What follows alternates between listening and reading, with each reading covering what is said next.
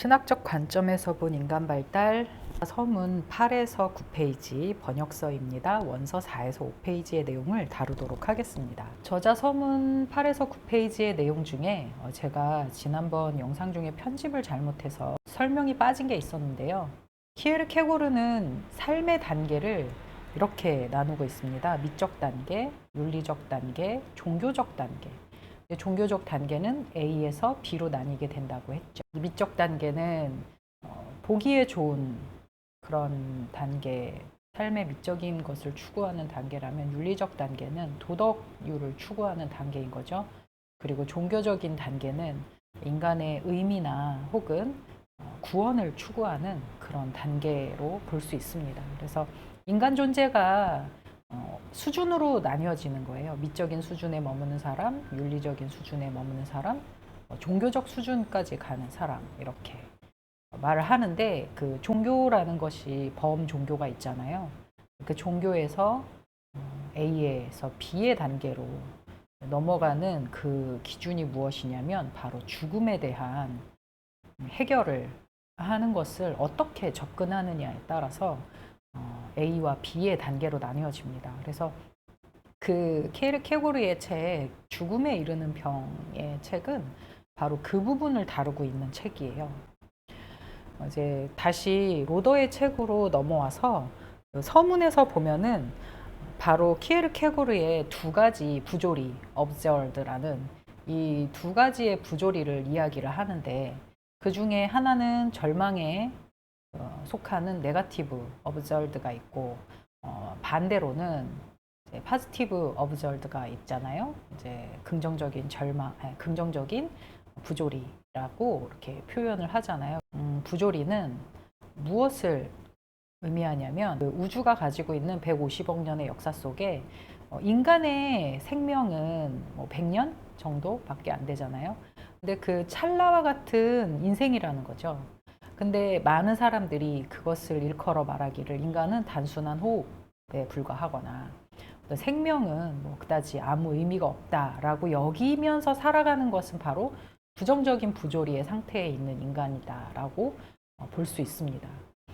그래서 이걸 이제 키에르케고르적인 표현으로 다시 말하면 바로 이 죽음을 해결하지 않은 인간인 거죠.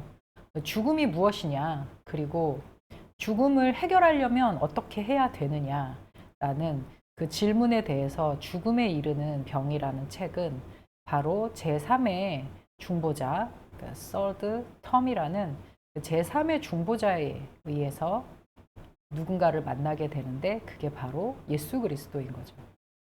그 예수 그리스도를 철학적으로 설명한 책이, 예수 그리스도의 구원을 철학적으로 설명한 책이 바로 죽음에 이르는 병이라고 볼 수 있는데, 근데 그렇다면 이제 그 반대로 나아가는 길에 positive observed, 이 긍정의 부조리 안에 카테고리에 묶여지는 인간이란 어떤 존재냐? 죽음을 우주의 창조자 안에 두는 사람이다. 그러니까 아까 부정적인 부조리에 있는 사람은 이렇게 표현을 했죠. 죽음을 그저 우연적인 것이나, 그리고 인간의 생명은 그냥 의미 없는 호흡에 불과한 그런 상태로 두지 않고, 이 죽음을 우주의 창조주에게 가져가는 행위를 하는 사람인 거죠. 그런데 이게 너무나도 중요한 게 키에르케고르의 질적 변증법하고도 맞닿아 있어요. 참 신이시고 참 인간이신 바로 예수 그리스도에게 인간의 존재를 가져다 놓는 거죠.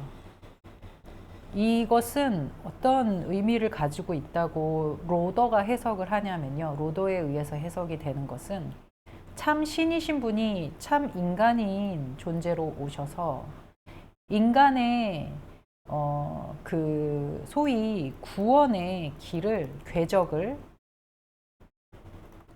궤적의 모델을 이루고 가신 것이다라는 것을 말하는 거죠. 그게 이제 바로 참 신이신 예수 그리스도께서 참 인간의 모습으로 오셨고, 인간으로 사시다가 죽음을 경험하셨고, 십자가에서요 그리고 난 다음에 부활하셨고, 부활하신 것으로 끝나지 않으시고 승천하신 것이죠. 이것이 뭐 우리가 예수 그리스도다라는 것을 의미하려는 것이 아니라, 인간이 어디에서 와서 왜 살고 어디로 가는가라는 그 질문에 대한 답을 예수 그리스도가 말을 해주고 있는 거예요. 그러니까 아까 긍정적인 것이 아닌 부정적인 상태에서는 그냥 단순한 호흡, 그냥 살다가 가면 되는 거지라고 생각하는 사람과 긍정적인 그 부조리 안에 있는 사람은 예수 그리스도를 보면서 자신의 삶에 그 일종의 인생의 궤적과 모델을 생각하게 된다는 거죠.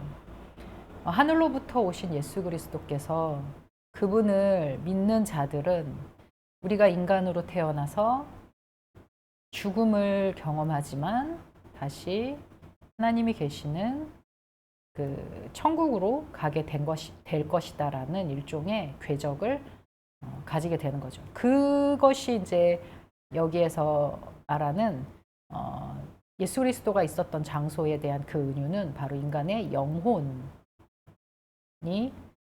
원래 존재했었고, 그 영혼이 육신으로 온 거고요. 인간으로, 우리 인간을 얘기하는 거예요. 그리고 죽음을 맞이하지만 저 하늘나라, 영혼이라는 존재가 갈 수 있는 곳으로 가게 된다라는 일종의 궤적을 보여주고 계시잖아요, 예수 그리스도가. 그러니까 이건 이제 제임스 로더가 해석한 부분이에요. 그 삶의 궤적을 따라가는 것, 그것을 알고 그대로 나의 삶에 인간에게 다가온 그 죽음을 내가 그냥 무의미하게 왔다 가는 호흡이 아니라 바로 천국이라는 돌아갈 본향이 있는 존재다라는 것을 의식하면서 우주의 창조주 안에 자기의 죽음을 두는 사람, 이 사람의 상태가 포지티브 observed의 상태라는 거예요. 그래서 참신이며 참 인간이신 이 양성이 되게 중요해요. 이제 나중에 질적 변증법 안에서도 되게 중요하고, 뭐 양자역학의 예를 들어서 이제 설명을 하는데, 이제 그런 개념 안에서도 되게 중요한 부분인데, 예수 그리스도 안으로 들어와서 본성이 회복된 존재, 바로 하나님의 형상을 회복하는 그런 존재가 바로 긍정적인 부조리의 상태에 있는 사람이라는 거죠. 그렇게 해서 종교적 A의 인간 같은, 그러니까 다 종교적인 상태이지만 종교적 A의 인간과 B의 인간의 상태는 너무나 다르다는 거죠. 그러니까 키에르케고르가 처음에 죽음에 이르는 병에서 인간은 영이다라는 표현을 써요. 인간은 영인데 종합적인 존재다라는 그 표현을 쓰는 이 영, 이제 책에서는 정신으로 해석을 하는데, 정신으로 해석을 해버리면 키에르케고르의 모든 죽음에 이르는 병책이 절대 해석이 되지 않습니다. 그러니까 인간은 영의 존재로 와서 자신의 존재의 의식을 알고 내가 어디에서 와서 왜 살고 어디로 가는지를 아는 것이 바로 인간의 본질인 거죠. 그 사이에 그 인간의 인생의 궤적을 모델이 되어주시는 분이 바로 예수 그리스도인 거죠. 근데 이게 통과된 사람이 바로 종교적 A의 인간에서 B의 인간인 거예요. 그러니까 게르케고르가 살던 당시에 그 나라는 국가의 종교가 기독교였던 거예요. 그냥 태어나자마자 무조건 너는 기독교인이 되어지고 너는 하나님을 믿는 자다라고 그렇게 표현을 하는데, 그렇게 예수 그리스도를 아는 소위 뭐 모태신앙 같은 그런 존재가 되는 그런 상태의 인간을 A의 상태, 그리고 뭐 전체적으로 종교적으로 어떤 종교심을 가지고 있는 상태도 종교적인 A의 상태의 인간이라는 거죠. 근데 이 B의 상태의 인간으로 넘어가는 존재는 죽음을 해결한 존재이기 때문에 키에르케고르의 전제는 바로 그것입니다. 오직 예수 그리스도만이 인간의 죽음을 해결할 수 있다. 죽음에 이르는 병을 해결할 수 있는 분은 오직 예수 그리스도만이다. 그래서 키에르케고르의 전제 안에서는 A에서 B로 넘어가야 진정한 참된 어떤 최고조의 단계에 달한 인간인데 바로 예수 그리스도가 없이는 B의 상태로 갈 수 없다를 설명한 게 죽음에 이르는 병의 내용입니다. 예. 이것은 저의 책이고요. 원래 이거 홍보하려고 영상을 만들었는데 어저께 너무 급작스럽게 뭔가는 해야겠다 싶어가지고 만들다 보니까 어제 막 편집하면서 빠진 것도 많고 그러더라고요. 어쨌든 오늘은 여기까지 하도록 하겠습니다. 맞다. 그래서 제가 유아기에서 쭉 그 에릭 에릭슨의 단계별로 종교적 A, B의 인간으로 이제 나누어지는데 그게 A, B 각 단계마다 표현을 하지만 그게 각 단계별로 변형을 다 하나씩 하나씩 이루는 것이냐 라고 그게 아니라고 표현을 했었잖아요. 그 이유가 무엇이냐면은 프로이드는 죄송해요. 로더는 그 프로이드나 심리학적인 관점에서 지금 이 부분을 담고 있어요. 이 내용을. 그러다 보니 인간 안에 그 죽음이라는 은유가 그냥 단순히 태어나서 노년기에만 이르는 것이 죽음이다 라는 것을 표현하는 게 아니고요. 이 로직 오브 스피릿 안에서는요. 바로 전체의 삶 안에 죽음의 은유가 다 깔려 있다는 거예요. 죽음의 은유가 유아기에 있고 죽음의 은유가 거름마기에 있고 죽음의 은유가 오이디푸스기에 있고 죽음의 은유가 학령기에 있고 죽음의 은유가 청소년기에 있고 등등인 거죠. 그 죽음의 은유를 각자의 나이에 따른 주제로 다룬 것이 바로 로직 오브 스피릿입니다. 근데 만약에 이것을 이제 기독교 교육이라는 관점에서 다루게 되면은 어떤 의미가 이제 있냐면은요. 여기에서 죄송해요. 자꾸 프로이드. 그 로더가 제시하는 각 단계별 그 이론들이 있어요. 뭐 대상관계 이론, 뭐 여기 이제 3단계에서는 프로이드의 오이디푸스 이론, 여러 이제 심리학자들의 의견들을 다 다루고 있거든요.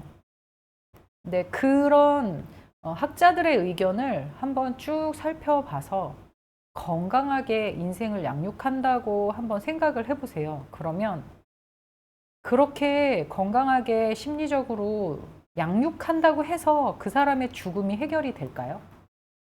그게 아니라는 거죠. 이게 핵심입니다. 그래서 그러니까 교육을 하기 위해서는 이 모든 심리적인 관점에 종합적인 사회적인 그 모든 관점을 포함해서 인간을 교육하고 양육하는 것은 필요해요. 하지만 그 안에 인간 안에 스며들어 있는 죽음이라는 것을 해결하는 것이 매우 중요한 것이고요. 이 죽음이라는 관점에서 봤을 때 인간의 발달은 시간적이지가 않습니다. 이것을 해결하신 예수 그리스도 혹은 성령의 그 개입하는 것은요, 그냥 단순히 시간에 얽매이는 그런 작업이 아니라는 것입니다. 그래서 어떤 사람에게는 이 유아기에 있는 죽음의 은유를 발견하고 그것을 자각하고 의식화해서 그 죽음의 은유를 해결하는 순간 그 노년기에 다가오는 죽음까지도 다 소위 맞서서 싸울 수 있는 대면할 수 있는 힘을 얻는 것이 소위 일종의 변형이라는 거죠.